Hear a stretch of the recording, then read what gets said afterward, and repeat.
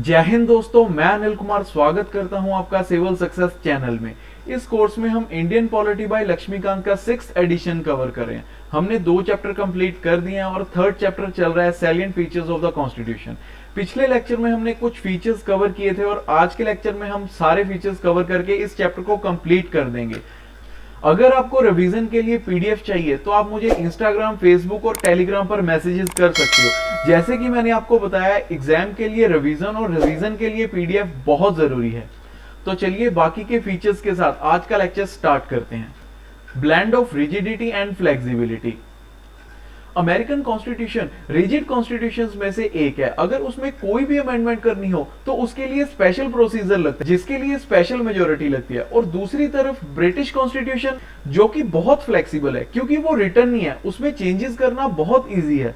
जो हमारा Indian constitution है वो ब्लेंड ऑफ बोथ है, मतलब mixture of rigidity and flexibility है। ये हमारे कॉन्स्टिट्यूशन में लिखा हुआ है। कुछ प्रोविजंस में अमेंडमेंट करने के लिए स्पेशल मेजोरिटी लगती है और कुछ प्रोविजंस में अमेंडमेंट करने के लिए सिंपल मेजोरिटी लगती है। जैसे कि election of president, appointment of supreme court जजेस एंड हाई कोर्ट जजेस, उसके लिए स्पेशल मेजोरिटी लगती है। दूसरी तरफ एडमिशन और establishment of new states, formation of new states, abolition and creation of legislative council in state, इसमें कोई भी अमेंडमेंट करना हो तो उसके लिए सिंपल मेजोरिटी लगती है। इसलिए इंडियन कॉन्स्टिट्यूशन को blend of rigidity and flexibility कहा जाता है। Next, federal system with unitary बायस। इसे 2 तरह से क्लासिफाइड किया गया है, यूनिटरी सिस्टम और federal system. Unitary system of government में जो भी पावर्स होती हैं वो सारी की सारी सेंटर के पास होती हैं। दूसरी तरफ फेडरल सिस्टम, इसमें जो भी पावर होती हैं डिवाइड होती हैं सेंटर और स्टेट में। सेंटर में जो भी लॉज लाए जाते हैं वो यूनियन लिस्ट को देखकर लाए जाते हैं और स्टेट्स में जो भी लॉज लाए जाते हैं वो स्टेट लिस्ट को देखकर लाए जाते हैं। इंडियन कॉन्स्टिट्यूशन को क्वाजी फेडरल भी कहा जाता है, क्योंकि इसमें फेडरल गवर्नमेंट और यूनिटरी गवर्नमेंट दोनों के फीचर्स देखे जाते हैं। और क्वाजी फेडरल टर्म को क्वाइन किया गया है केसी के द्वारा और सुप्रीम कोर्ट के द्वारा इसको बोला गया a unique blend of unitary and federal feature. और आगे देखते हैं पार्लियामेंट्री फॉर्म ऑफ गवर्नमेंट। हमने इंडियन कॉन्स्टिट्यूशन ऑप्ट किया है British parliament system of government से, American presidential system of government से नहीं किया, क्योंकि जो पार्लियामेंट्री सिस्टम है वो लेजिस्लेटिव और एग्जीक्यूटिव के कोऑपरेशन और कोऑर्डिनेशन के प्रिंसिपल के साथ चलता है। और जो प्रेसिडेंशियल सिस्टम है उसमें लेजिस्लेटिव और एग्जीक्यूटिव की पावर को सेपरेट रखा जाता है, जिसके कारण बहुत ज्यादा कॉन्फ्लिक्ट्स हो सकते हैं। देश में शांति बनाए रखने के लिए हमने पार्लियामेंट्री सिस्टम को ऑप्ट किया। पार्लियामेंट्री सिस्टम को Westminster model of government, responsible government और कैबिनेट गवर्नमेंट भी कहा जाता है। वेस्टमिंस्टर ब्रिटेन में एक जगह का नाम है। इंडियन कॉन्स्टिट्यूशन में पार्लियामेंट्री सिस्टम सिर्फ सेंटर में नहीं बल्कि स्टेट्स में भी देखने को मिलता है। Features of the parliamentary government. Presence of nominal and real executive. President को नॉमिनल एग्जीक्यूटिव कहा जाता है क्योंकि वो प्राइम मिनिस्टर और काउंसिल ऑफ मिनिस्टर की एडवाइस के साथ काम करते हैं। The prime minister is real executive क्योंकि उनके पास प्रेसिडेंट को भी अपॉइंट करने की पावर होती है। मेजॉरिटी पार्टी रूल, जिस पार्टी के पास मेजॉरिटी होती है वो रूल करती है। collective responsibility of the executive to the legislature, membership of the ministers in legislature, leadership of the prime minister और chief minister, and dissolution of lower house। ये भी एक फीचर है पार्लियामेंट्री गवर्नमेंट का। Integrated and independent judiciary. हमारी country के judicial system में supreme court सबसे टॉप पर है और लेजिस्लेटिव और एग्जीक्यूटिव बॉडी से इंडिपेंडेंट है। कैसे इंडिपेंडेंट है? अगर पार्लियामेंट कोई लॉ लेकर आता है और लेजिस्लेटिव और एग्जीक्यूटिव उसे पास कर देते हैं, उसके बाद भी सुप्रीम कोर्ट उसे खारिज कर सकता है अगर वो कॉन्स्टिट्यूशन को वॉयलेट कर रहा हो। तो इसलिए वो अपना डिसीजन देने के लिए इंडिपेंडेंट है और इंटीग्रेटेड है। इंटीग्रेटेड कैसे है? अगर कोई केस सबऑर्डिनेट में हार जाता है तो वो हाई कोर्ट में जा सकता है, अगर कोई हाई कोर्ट में भी हार जाता है तो वो सुप्रीम कोर्ट में जा सकता है। ऐसे वो इंटीग्रेटेड है। और सुप्रीम कोर्ट के नीचे आता है हाई कोर्ट और उसके नीचे आता है सबऑर्डिनेट कोर्ट। सबऑर्डिनेट की हायरार्की में डिस्ट्रिक्ट कोर्ट्स और लोअर कोर्ट्स भी आते हैं। तो चलिए जानते हैं सुप्रीम कोर्ट ऑफ इंडिया के बारे में। ये सिंगल कोर्ट है जो सेंटर और स्टेट के लॉज को इन्फोर्स करता है, पर यूएसए में ऐसा नहीं है। Federal laws are enforced by federal judiciary and state laws are enforced by state judiciary. वहां सेंटर में लॉ लाने के लिए अलग जुडिशरी और स्टेट में लॉ लाने के लिए अलग जुडिशरी है। पर हमारे इंडिया में supreme court is the federal court, the highest court of appeal, the guarantor of fundamental rights of citizen and guardian of constitution. Fundamental rights. Fundamental rights को हमने यूएसए से अडॉप्ट किया है और ये कॉन्स्टिट्यूशन में पार्ट 3 में है। इसमें कौन से राइट्स देखने को मिलते हैं? Right to equality, right to freedom, right against exploitation, right to freedom of religion, cultural and educational rights, right to constitution remedy. Fundamental rights का मतलब है कि हमारे देश में पॉलिटिकल डेमोक्रेसी को प्रमोट किया जाए। जो हमारे देश में डेमोक्रेसी है कि हर इंडिविजुअल को इक्वल रखा जाएगा, सबको फ्रीडम मिलेगी, किसी के एक्सप्लॉयटेशन नहीं किया जाएगा। फंडामेंटल्स आर नॉट एब्सोल्यूट, इसके साथ साथ कुछ रिस्ट्रिक्शंस भी हैं। अगर इमरजेंसी लगी हो तो हमारे फंडामेंटल राइट्स को रिस्ट्रिक्ट कर दिया जाता है। ये जो सब कुछ डिटेल में हम फंडामेंटल राइट्स में पढ़ने की कोशिश करेंगे।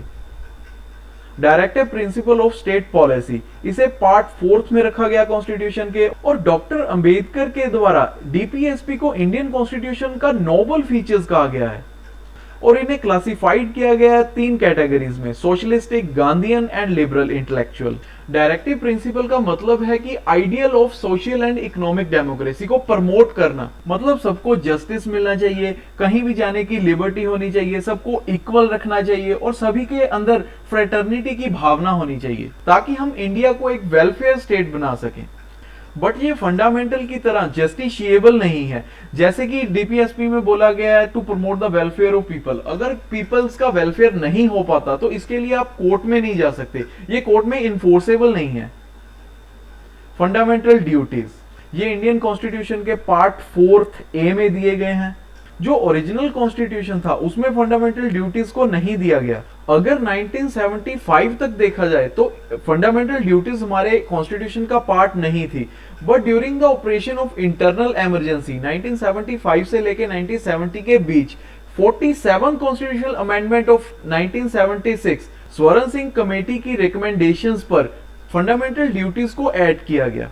86 कॉन्स्टिट्यूशन अमेंडमेंट 2002 के द्वारा एक और फंडामेंटल ड्यूटी को ऐड किया गया, to provide opportunity for education to his child the age of 6 and 14 years. Article 51A specify करता है 11 फंडामेंटल ड्यूटीज को, और सबसे इंपॉर्टेंट बात जो जानने के लिए, ये इन्फोर्सेबल बाय लॉ है। जैसे कि जो फंडामेंटल राइट्स हैं वो अपने आप में जस्टिशिएबल हैं। अगर कोई भी किसी के फंडामेंटल राइट्स को वायलेट करने की कोशिश करता है तो वो सीधा सुप्रीम कोर्ट में जा सकते हैं। बट जो फंडामेंटल ड्यूटीज हैं वो इन्फोर्सेबल बाय लॉ हैं। जैसे फंडामेंटल ड्यूटीज में दिया गया है, respect the national flag and national anthem. अगर हम नेशनल फ्लैग और नेशनल एंथम की रिस्पेक्ट नहीं करते तो हमारे खिलाफ कोई कार्रवाई हो सकती है क्या? नहीं, कोई कार्रवाई नहीं हो सकती जब तक उसके लिए कोई स्पेसिफिक लॉ ना लाया गया। जैसे कि नेशनल एंथम की अगर रिस्पेक्ट नहीं की जाएगी तो उसके लिए 2 साल की सजा लाई गया, वो स्पेसिफिक लॉ लाया गया, तो फिर उसके बाद जो भी नेशनल एंथम की रिस्पेक्ट नहीं करेगा तो उसको 2 साल की सजा होगी। मतलब ये इन्फोर्सेबल बाय लॉ है। अभी तक आप इतना ही समझिए, जब हम फंडामेंटल ड्यूटीज का चैप्टर करेंगे तो हम इसको डिटेल में कवर करेंगे। सेक्युलर स्टेट, इंडिया ने किसी भी पर्टिकुलर रिलीजन को अपहोल्ड नहीं किया। जैसे कि इंडिया को कहा जाए कि हिंदुइज्म स्टेट है, सिखिज्म स्टेट है, ऐसा कुछ नहीं है। जैसे फॉर एग्जांपल मैं आपको बताता हूँ, पाकिस्तान को इस्लाम स्टेट बोला जाता है, बांग्लादेश को इस्लाम स्टेट बोला जाता है, बट इंडियन स्टेट को कोई भी ऑफिशियल रिलीजन अपहोल्ड नहीं किया हुआ। जो टर्म सेक्युलर है वो इंडिया के प्रेम्बल में ऐड की गई 42nd कॉन्स्टिट्यूशन अमेंडमेंट 1976 में। ये जो सेक्युलरिज्म का कॉन्सेप्ट है ये वेस्टर्न से ही लिया गया है, जिसमें कि पूरी तरह से सेपरेट किया गया है स्टेट को और रिलीजन को। हमारे इंडियन कॉन्स्टिट्यूशन में ये जो सेक्युलरिज्म का कॉन्सेप्ट है इसको पॉजिटिव वे में लिया हुआ है, जैसे कि give equal respect to the all religions and protecting all the religions equally. जैसे कि हम वेस्टर्न स्टेट्स में देखें तो वहां पे इसको नेगेटिव लिया गया है, वहां बोलते हैं कि हम किसी भी रिलीजन को एक्सेप्ट नहीं करते, बट हमारे इंडियन कॉन्स्टिट्यूशन में इसको पॉजिटिव वे में लिया हुआ है कि हम सभी रिलीजन्स की रिस्पेक्ट करते हैं। जब हमारे इंडियन कॉन्स्टिट्यूशन को अडॉप्ट किया गया तो उसके साथ ही जो पुराने सिस्टम थे कम्युनल रिप्रेजेंटेशन के, लेजिस्लेचर में रिजर्वेशन ऑफ सीट्स के, रिलीजन के नाम पर ये जो सिस्टम चल रहे थे उन सभी को एबॉलिश कर दिया गया। Universal adult franchise, Indian constitution में लोकसभा और स्टेट लेजिस्लेटिव असेंबली के इलेक्शंस को यूनिवर्सल अडल्ट फ्रेंचाइज के बेसिस पर इलेक्ट किया जाएगा। इंडियन कॉन्स्टिट्यूशन में लोकसभा और स्टेट लेजिस्लेटिव असेंबली के इलेक्शंस को अडल्ट फ्रेंचाइज के बेसिस पर रखा गया। जो भी सिटीजन 18 साल की एज को कंप्लीट कर चुका है उसको वोट डालने का राइट है without any discrimination of caste, race, religion, sex, literacy, wealth and so on. मतलब कोई भी इंडिविजुअल, वो शेड्यूल कास्ट हो या अपर कास्ट हो, कोई भी रेस से हो, कोई भी रिलीजन, हिंदू हो, मुस्लिम हो, वो मेल हो या फीमेल हो, पढ़ा लिखा हो या अनपढ़ हो, अगर उसने 18 साल की एज को कंप्लीट कर लिया है तो वो वोट डाल सकता है।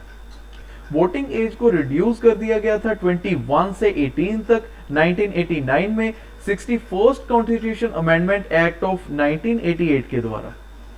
हमारे इंडिया का साइज बहुत ही वास्ट है, जिसमें huge population, high poverty and social inequality है, जिसके चलते कॉन्स्टिट्यूशन मेकर्स ने इंट्रोडक्ट किया यूनिवर्सल एडल्ट फ्रेंचाइज को। ये एक बहुत ही बोल्ड एक्सपेरिमेंट था। अडल्ट फ्रेंचाइज को लाने का सिर्फ एक ही मकसद था कि सभी को सेल्फ रिस्पेक्ट दी जाए और इक्वालिटी को बढ़ाया जाए। कोई भी अमीर गरीब हो तो उसमें कोई भेदभाव नहीं होना चाहिए। जिसने भी अपनी 18 साल की उम्र को कंप्लीट कर लिया है वो वोट डाल सकता है, इसलिए एडल्ट फ्रेंचाइज को लाया गया। सिंगल सिटीजनशिप, इंडियन कॉन्स्टिट्यूशन में फेडरल सिस्टम को अडॉप्ट किया गया है, मतलब सेंटर के पास भी पावर है और स्टेट्स के पास भी पावर है। उसके बाद भी सिर्फ सिंगल सिटीजनशिप को ही प्रोवाइड किया गया। इंडिया में जो भी पर्सन है वो सिर्फ इंडिया का ही सिटीजनशिप कहलाएगा। कोई भी ऐसा नहीं कहेगा कि मेरे पास पंजाब की सिटीजनशिप भी है और इंडिया की, ऐसा नहीं हो सकता। इंडियन कॉन्स्टिट्यूशन में सिर्फ सिंगल सिटीजनशिप को अडॉप्ट किया गया। और दूसरी तरफ यूएसए में हर पर्सन सिर्फ यूएसए का सिटीजन नहीं है, उसके साथ साथ वो जिस स्टेट में रहता है उस पर्टिकुलर स्टेट का भी सिटीजन है। जैसे कि वहां वो डुअल सेट ऑफ राइट्स को एंजॉय करते हैं। जो सेंटर उनको राइट्स देगी वो भी एंजॉय करते हैं और जो स्टेट उनको राइट देगी वो भी एंजॉय करते हैं। इंडिपेंडेंट बॉडीज, इंडियन कॉन्स्टिट्यूशन में legislative, executive and judicial organ के अलावा इंडिपेंडेंट बॉडीज को भी इस्टेब्लिश किया गया है, जैसे कि election commission, controller and auditor general of India, union public service commission and state public service commission. इसके अलावा भी कुछ इंडिपेंडेंट बॉडीज हैं, वो हम आगे आने वाले लेक्चर्स में अच्छे से कवर करेंगे। इमरजेंसी प्रोविजंस, हमारे कॉन्स्टिट्यूशन में 3 तरह की इमरजेंसी देखने को मिलती है, national emergency, state emergency and financial emergency. अगर किसी कारण हमारी पूरी कंट्री को थ्रेट हो, जैसे कि कोई वॉर हो, एक्सटर्नल एग्रेशन हो और आर्म्ड रिबेलियन हो, तो नेशनल इमरजेंसी लगा दी जाती है। और दूसरी तरफ अगर कोई स्टेट कॉन्स्टिट्यूशन मशीनरी के हिसाब से ना चल रही हो तो स्टेट इमरजेंसी लगा दी जाती है। और लास्ट, अगर इंडिया की फाइनेंशियल स्टेबिलिटी को कोई भी थ्रेट हो तो फाइनेंशियल इमरजेंसी लगा दी जाती है। जब भी इमरजेंसी लगाई जाती है तो स्टेट्स को जो कंट्रोल करने की पावर होती है वो सारी की सारी सेंट्रल गवर्नमेंट के हाथ में आ जाती है। जैसे कि मोदी जी यहां पर कह रहे हैं, मित्रों हम हैं सबसे पावरफुल। 3 tier government. ओरिजिनली जो हमारा कॉन्स्टिट्यूशन है वो बाकी फेडरल कॉन्स्टिट्यूशंस की तरह डुअल पॉलिटी प्रोवाइड करता है, जिसमें कि सेंटर और स्टेट्स की पावर और ऑर्गेनाइजेशन को लेकर कुछ प्रोविजंस दी गई हैं। और काफी टाइम बाद 1992 में 73rd and 74th constitutional amendment के द्वारा 3 टियर सिस्टम ऑफ गवर्नमेंट को अडॉप्ट किया जाता है, जिसे कि लोकल गवर्नमेंट भी कहा जाता है। ये वर्ल्ड के किसी भी और कॉन्स्टिट्यूशन में देखने को नहीं मिलते। 3 टियर सिस्टम में डिस्ट्रिक्ट लेवल जिसे कि जिला परिषद कहा जाता है, इंटरमीडिएट लेवल जिसे कि पंचायत समिति कहा जाता है, विलेज पंचायत जिसे कि ग्राम पंचायत कहा जाता है। जिला परिषद और पंचायत समिति में मेंबर्स को इनडायरेक्टली इलेक्टेड किया जाता है और ग्राम पंचायत में मेंबर्स को डायरेक्टली इलेक्ट किया जाता है। कोऑपरेटिव सोसाइटीज, कुछ साल पहले ही 97 कॉन्स्टिट्यूशन अमेंडमेंट एक्ट ऑफ 2011 के तहत कोऑपरेटिव सोसाइटी को कॉन्स्टिट्यूशन स्टेटस दिया गया। Right to form cooperative society, इसे फंडामेंटल राइट्स में रखा गया आर्टिकल 19 में। प्रमोशन ऑफ कोऑपरेटिव सोसाइटी, इसे डायरेक्टिव प्रिंसिपल में रखा गया आर्टिकल 43B में। और इसके साथ ही एक नया पार्ट ऐड किया गया कोऑपरेटिव सोसाइटी, जिसके आर्टिकल्स इतने से इतने डील करने देखने को मिलते हैं। इसके साथ ही लास्ट, क्रिटिसिज्म ऑफ कॉन्स्टिट्यूशन। जैसे हमने पिछले चैप्टर में देखा था कि कॉन्स्टिट्यूंट असेंबली का क्रिटिसिज्म किया जाता है, और इस चैप्टर में कॉन्स्टिट्यूशन का क्रिटिसिज्म किया जाता है। First criticism, borrowed constitution. Indian constitution में कुछ नया नहीं है, कुछ ओरिजिनल नहीं है, इसे बोरो किया गया है वर्ल्ड के काफी कॉन्स्टिट्यूशन से, इसलिए इसको हॉच पॉच कॉन्स्टिट्यूशन और बैग ऑफ बोरोइंग भी कहा जाता है। Carbon copy of act of 1935, इसे क्रिटिसाइज किया जाता है। जो इंडियन कॉन्स्टिट्यूशन के फ्रेमर्स हैं, ज्यादातर जो प्रोविजन उन्होंने ली हैं वो गवर्नमेंट ऑफ इंडिया एक्ट 1935 से ली हैं, इसीलिए इसे कार्बन कॉपी ऑफ 1935 एक्ट और अमेंडेड वर्जन ऑफ 1935 एक्ट भी कहा जाता है। An Indian and anti Indian, इसे ये कहकर भी क्रिटिसाइज किया जाता है कि जो इंडियन कॉन्स्टिट्यूशन है वो कोई भी ट्रेडिशनल पॉलिटिकल सिचुएशन को नहीं दर्शाता।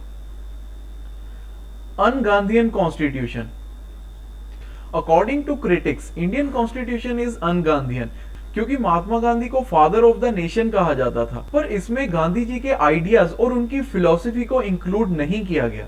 क्रिटिक्स का कहना था कि इंडियन कॉन्स्टिट्यूशन को विलेज पंचायत और डिस्ट्रिक्ट पंचायत पर बिल्ड करना चाहिए था। एलिफेंट साइज, इसमें कहा जाता कि इंडियन कॉन्स्टिट्यूशन तो बहुत ज्यादा बल्कि है और बहुत ज्यादा डिटेल्ड है, और जो कुछ एलिमेंट्स इसमें हैं वो अननेसेसरी हैं, जिन्हें लाने की जरूरत नहीं थी। और सर आइवर जेनिंग्स जो एक ब्रिटिश कॉन्स्टिट्यूशनलिस्ट हैं, वो ऑब्जर्व करते हैं कि जो कॉन्स्टिट्यूशन में प्रोविजंस हैं वो वेल सिलेक्टेड नहीं है, जिसके कारण कॉन्स्टिट्यूशन बहुत ही लंबा और कॉम्प्लिकेटेड हो जाता है, इसीलिए इसको एलिफेंट साइज भी कहा जाता है। पैराडाइज ऑफ द लॉयर्स, इसमें कहा जाता है कि जो इंडियन कॉन्स्टिट्यूशन है वो बहुत ही ज्यादा लीगलिस्टिक है, बहुत ही कॉम्प्लिकेटेड है। इंडियन कॉन्स्टिट्यूशन में ज्यादातर जो मेंबर थे वो एडवोकेट थे, इसलिए जो इसकी लैंग्वेज है बहुत ही लीगल है, जिसके कारण कॉन्स्टिट्यूशन बहुत ही कॉम्प्लेक्स डॉक्यूमेंट बन जाता है। और सर आइवर जेनिंग ने इसे लॉयर पैराडाइज भी कहा है। प्रीलिम्स के लिए हमें ये याद रखना बहुत जरूरी है कि इंडियन कॉन्स्टिट्यूशन को एलिफेंट साइज और लॉयर पैराडाइज किसने कहा था। इसी के साथ साथ हमारा salient features of the constitution जो चैप्टर है वो खत्म होता है। मैं उम्मीद करता हूं कि जितने भी फीचर्स हैं इस कॉन्स्टिट्यूशन के वो आपको अच्छे से समझ आ गए होंगे। तो नेक्स्ट लेक्चर में जाने से पहले एक बार इस लेक्चर को रिवाइज कर लेना।